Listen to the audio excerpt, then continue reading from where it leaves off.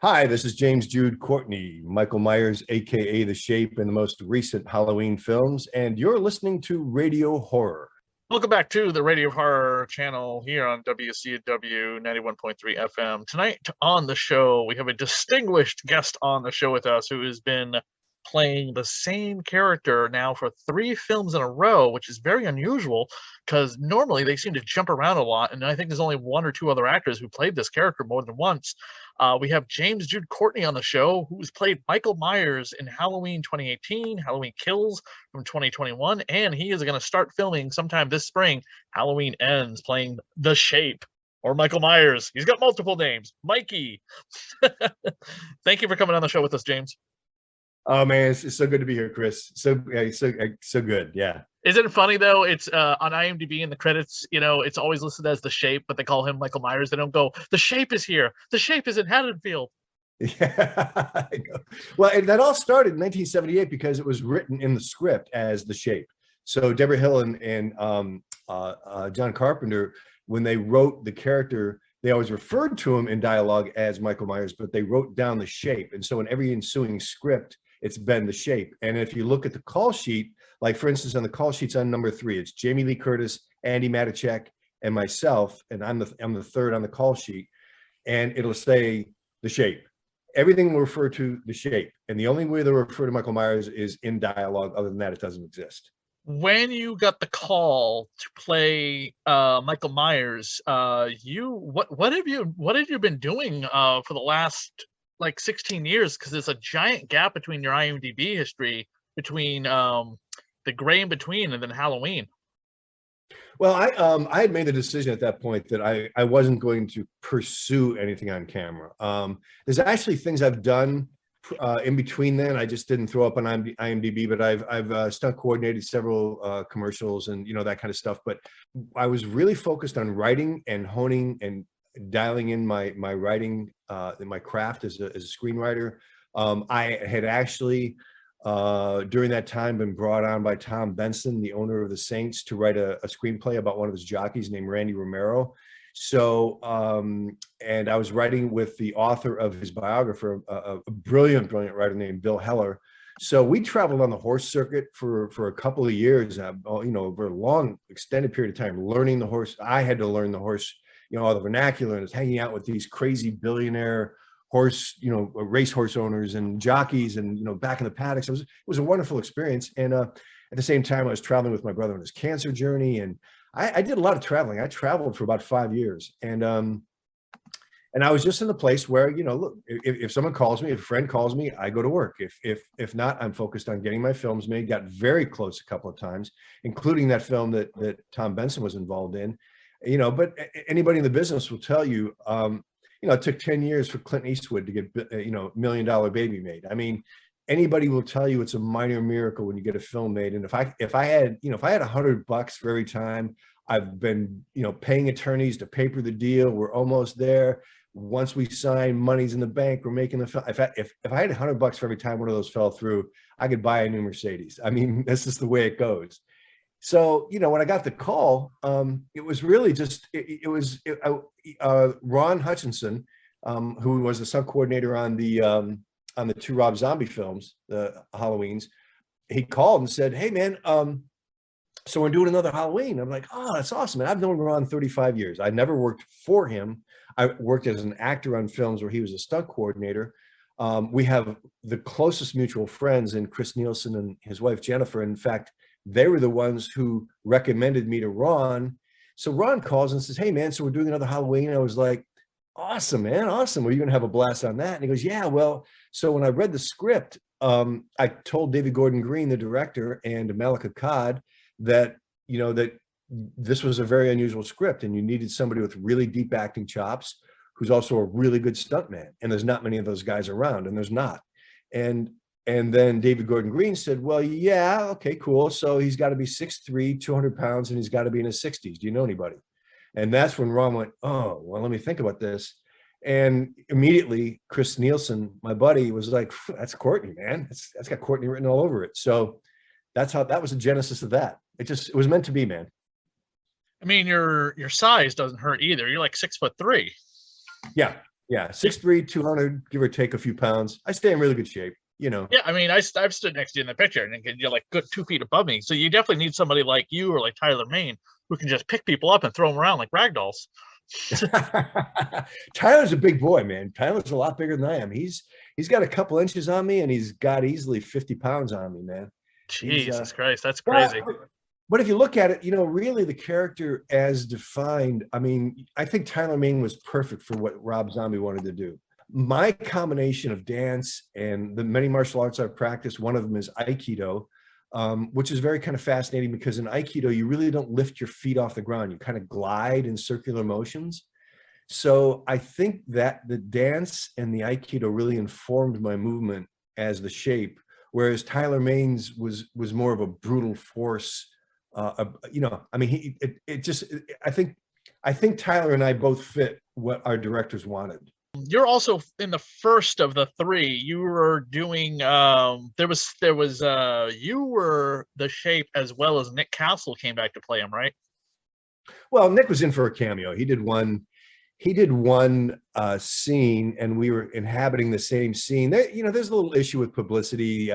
They wanted to create the illusion he was back, and so it was Nick Castle's the shape, and James Courtney is a stunt double, which was a total fabrication. And they even doubled down that. We talked to publicity about it. We thought we put it to rest, but you know, publicity tried to play the same game this time, and he's not even in Halloween Kills. He does do the breath. And so we decided, you know, what the heck, let's play with that. He breathes the life and spirit into the shape. Nick and I are awesome friends. I mean, like, we travel together, buddies. We have dinner often. We talk on the phone often. You know, I mean, we're really, really good friends. You know, apart from all this movie business stuff. But so in 2018, we inhabited the same scene when Laurie Strode pulls up and she sees him in the window. That's Nick. But when she shoots out the mirror, that's me. So that was what we call the passing of the torch. That's when Nick passed the torch to me.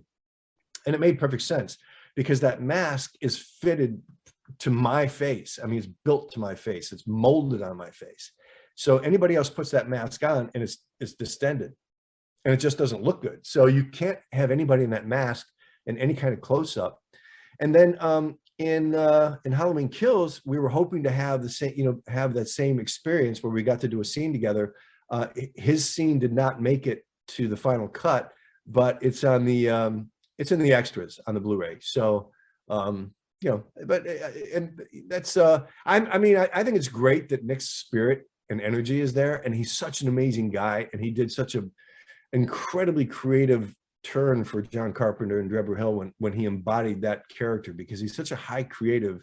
I think he really owns the creation of that character, the character of the shape. Do you think, and I know you cannot speak about anything coming up, but after this one coming up, they need to put Halloween to rest for like a couple decades, right? You know, I think I wouldn't be surprised if they you know, put it in a little crowd chamber for a decade or so, but it's really hard to tell because you know, if you look at what audiences are really pining for now, and there's a lot of nostalgia, and there's a lot of building on nostalgic, you know, films and television shows, and so I would say, you know, I wouldn't put money on I wouldn't put money on any square there, man, because somebody might just approach Malik and Ryan Freeman, you know, over at Trancas and go, you know, I got a great idea to follow up on what David Gordon Green did. And honestly, if you know, I mean, who knows? You know, I think I mean, if the one thing we don't need to do is, I don't think we need to do another retcon or a giant, like, everything doesn't exist except for the first movie again. Just make maybe a horror movie that Michael Myers is part of and he's central to the story, but we don't need to bog it down with like past characters. You know, I was just thinking, like, there was a comic book called Halloween Night Dance. Have you ever heard of it or read it? No, I have not. Yeah, it's one of the rare Halloween comic books out there, because God only knows why there are no Halloween comic books. I don't get it. It's like, I know why there's no Friday the 13th and Nightmare on Elm Street comic books, but it's like, why are there no Halloween comic books? But I digress. Look it up. I guarantee you can probably find it. Maybe digitally, you might have a hard time trying to find the trade paperback of individual issues, but it is a straight up horror story where Michael Myers is in it, but it's not about like, let's go over the history of Michael Myers again every single movie. You know what I mean? Oh yeah, yeah, yeah. Well, I would think that if it were, because I know Malek Akkad and Ryan Freeman really well, and they're really really good dudes, and they really have their fingers on the pulse of what David and Danny McBride have created and what we've all collectively created together. I would think, just knowing Malek and knowing Ryan Freeman as well as I do, I would think that somebody would have to have, really really like slick idea, and I Yeah. can't see, I can't see anybody not building on what David Gordon Green has created. Is it Danny McBride did the script as well, right? Yeah, David Yeah. Gordon Green and Danny McBride. Jeff Fradley was on the first one. I'm forgetting the second one right now. I just received the latest version of Halloween Ends. Literally just got it in my mailbox today, and I haven't even downloaded it and opened it up yet. Oh, I'm sure it's some type of like super encrypted, you're gonna die if you share this with anybody kind of thing. Oh, dude, are you kidding me, man? I mean, I get it in my email. I look out the window. There's a guy with a black suit and a black hat and a black tie and a white shirt. I don't know. Oh, that character was in Halloween 5 and 6. The poster is on IMDb. I don't know if that's a real poster or not. It says "Evil Will Fall." Do you know anything about that poster on IMDb? I do not. No, I do not know anything right. about it. That's totally fine. It's got you. It's got the mask with the blood and the burnt face and hollowed out looking eye like a skull. It could be official. Who knows? Because anybody can alter IMDb. You know what I mean? Yeah, it's crazy. I've had things disappear on IMDb that I've done. There's a ton of stuff that I've done that's not even on IMDb. I don't even bother looking at it, man. How do you feel about the reception Halloween Kills got versus the first one? Because let's face it, the reception for Halloween Kills is very mixed to negative versus the 2018 film, which was pretty positive. Well, I think, first of all, it was David Gordon Green's take on 2018 was so, yeah, I mean, there's just nothing like what he and Danny McBride concocted. And so when you're looking at a trilogy, making a trilogy is incredibly difficult. So you always have to take risks. And that's one thing those guys will absolutely do, man. They're not afraid to throw their shit out on the table and just, let people, just see where the chips fall. And I think first of all, as I read some of the reviews, and I generally don't read reviews, but I kind of noticed that the reviewers who didn't like it were people who generally don't like horror films anyhow.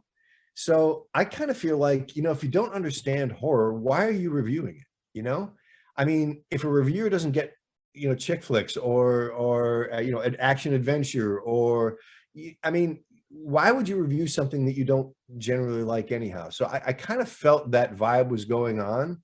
And it's a trilogy. So the number 2 is really essential to what they've created for number 3.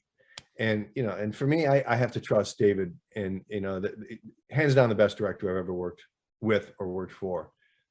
So I trust him implicitly. There was a lot of comparison to Rob Zombie's Halloween with how like brutal Michael Myers got in Halloween Kills. Well, I mean, I think in some ways that's fair. There was more of the martial aspect. I mean, some people called it, the Shape meets John Wick. I mean, John Wick with a mask, but I think it really fit for, the buildup and the rage and, the whole idea of what they were creating in this character being repressed and suppressed for 40 years. And then what happens because of that. And I won't go deeply intellectually into the character. I won't do that until after we finish Ends, because I want to maintain the same sort of spiritual approach that I have, in the first 2 films.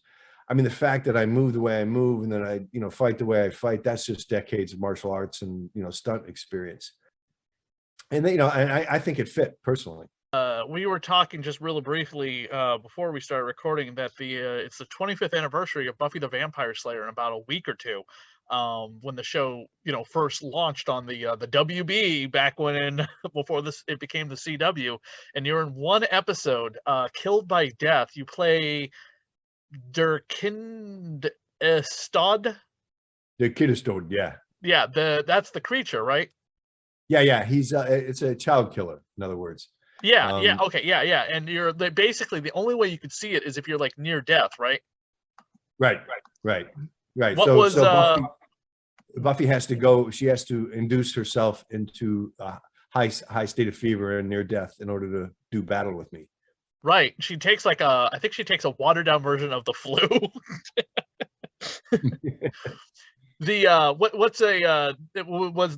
What you were wearing, was that a mask or prosthetics? Prosthetics.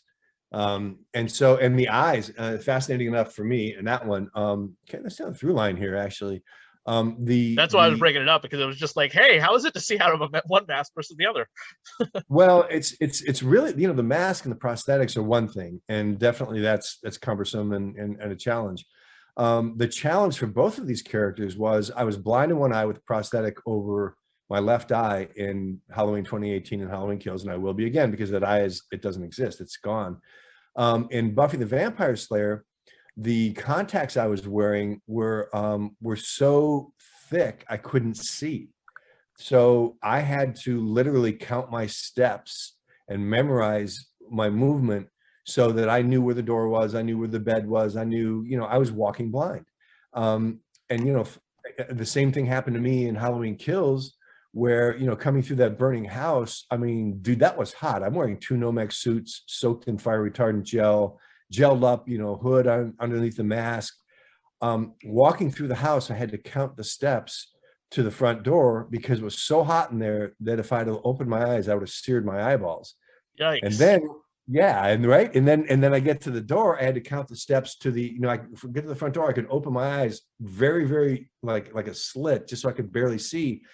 But I had to count my steps to the edge of the porch because, otherwise I'd fall down. But when I got to the edge of the porch, I could feel the heat on the top of my head, and that was the second indicator. So both those characters, I did a lot of blind, I was walking blind, and in Halloween and Halloween Kills, I had to learn to operate with just one eye, and so depth perception changes. Of course, the brain adapts really quickly. In Buffy the Vampire Slayer, I was completely blind, man. I did all of that blind. Wow. Except for the fight stuff. And the fight stuff was really weird. The stunt coordinator didn't know me. I mean, I was hired as an actor, but the stunt coordinator didn't know me. And, I've worked with some pretty big time stunt coordinators, but this guy didn't know me. So he doubled me, and he brought on a really, really nice guy who physically would have been a good double for me in terms of size.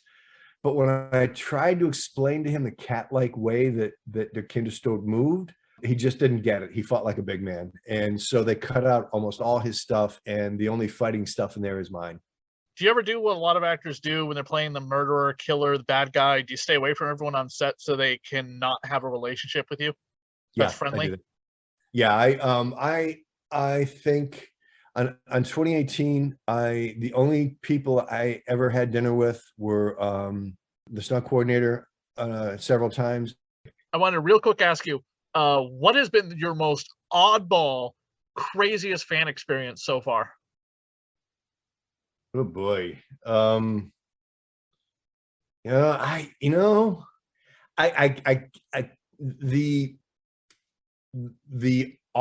The women who want me to wear a mask and do things to them. Yeah. I mean, the requests have been ubiquitous. Oh my God. Have you ever seen the TV series Holliston? No, I have not. With Adam Green. Okay, there is an episode of Holliston you have to watch. It's very easy to track down and watch. It was created by Adam Green, the director of Hatchet, and there's an episode where Danielle Harris plays herself, but like a crazy person, and she wants to have sex with Adam Green, and she's just like, she wears her costume from Halloween 4, and she tells Adam Green to put the Michael Myers mask on. Oh, that's awesome. And she's like, do you want to have sex with me? He's like, yes, then put on the mask. And so he puts the mask on, and then she puts a ball gag in the Michael Myers mouth. And And then Kane Hodder comes in playing another crazy version of himself, and he's just like, "Oh, we gotta have an orgy. All right, let's get this on. Do you remember the time me, you, Daniel Harris, and D. Wallace, and it's like, and he goes funny. running out of the room wearing the Michael Myers mask, completely blinded. His roommate, he scares the crap out of his roommate's girlfriend. His roommate's girlfriend screams. His roommate appears and then decks him one, and she says, "Michael Myers tried to rape me." And she's like, "Was it the boogeyman?" And he holds his girlfriend. "Yes, honey, I believe it was." Well, okay, so like art imitates life, life imitates art. I mean, I actually I have someone who filters a lot of things for me. Just in this day and age, we got to be really careful. Right. And so we catalog things, and but I mean, we'll look over them and have a good laugh. But it's and some of it is very explicit, like very explicit. It's just it's a part of the game, man. It's a part of the game. It's funny. Yeah, oh, I can imagine. I mean, I recently published a graphic novel that has had like some moderate success, not like Halloween success, but some moderate success. And I've gotten a couple of really weird requests or whatever, or people that I didn't respond to that I was just like, I don't know how to respond to this. And someone's like, "You do not respond to that." Yeah, and their follow-up is very aggressive, and you're just like, "Ooh, block." And like, oh my God, I completely forgot. I mailed out 500 copies. I mail out copies of this book with my address on it. Oh, they're going to show up at my address one day. Well, it's weird. I mean, it's a weird time, man, because I've had people who were kind of aggressive with Sarah, and we have to catalog all this stuff because you just don't know. I mean, she just released a comic book, Surviving Extinction, that she did with Dame Judi Dench and Ricky Gervais and Stella. Wait, who did? My girlfriend, Sarah. Oh, your girlfriend, Sarah. Okay.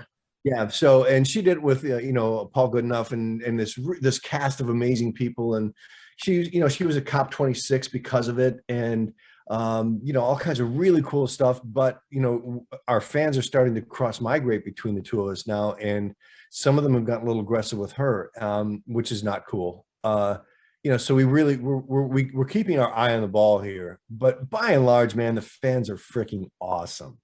I mean, just horror fans are the salt of the earth, kindest, most generous people you'll ever meet on the planet. I mean, hands down. And I've met thousands upon thousands of fans, and everyone has been amazing that I've met in person. You must get now, are conventions on hold while you're filming so you don't accidentally, or something doesn't accidentally happen to you that you can't go back to filming? No, actually, I will be doing. I'll be doing a convention in February, like the 18th and 19th, I think, in North Carolina, because I'm off for a few days in a row. I have several days in a row off, and it's close. So it's near Savannah. There's another one in New Jersey in March. I may or may not be able to make it. Depends on my shooting schedule. But I mean, if it's cutting it close by a day, no, I'm not going to do it. But there's only 2 while I'm shooting. Other than that, but I also have another film. And I also have a TV thing, so it's gonna be a busy 2022 for me. Wow, that's excellent. Yeah, and then of course at the end of the year, the film will come out, hopefully, as long as nothing delays it. And they, all the PR and the press and everything like that will definitely keep you busy. But hopefully you'll come back to Rhode Island Comic Con. Did you love? Had you ever been to Rhode Island when you came here before? No, I hadn't. I mean, I've been to Rhode Island, oh God, like 30, 40, 35 years ago.